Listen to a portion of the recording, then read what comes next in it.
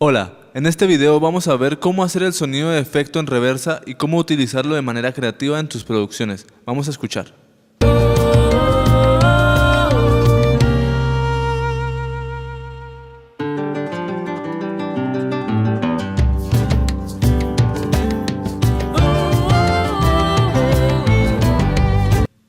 Bien, lo que vamos a hacer es trabajar sobre la última parte de la canción. A esta es la que vamos a colocarle el efecto de reversa.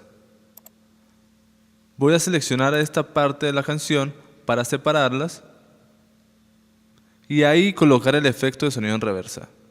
Voy a duplicar este canal y ahí vamos a colocar nuestro sonido de efecto en reversa.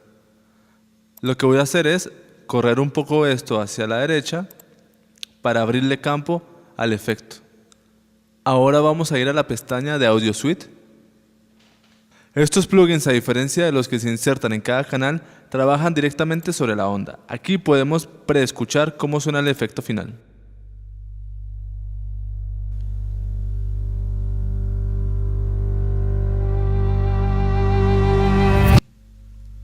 Bien, ahora lo que voy a hacer es renderizarlo y lo voy a colocar entre las dos regiones.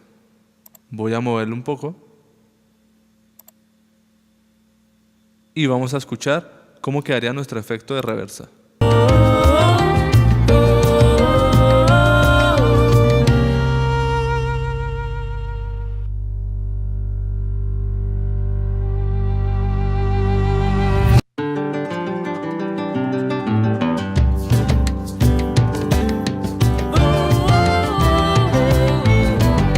Esta técnica se la puedes aplicar a cualquier tipo de instrumento, e inclusive voces. Gracias por haber visto este video y nos vemos en la próxima sesión.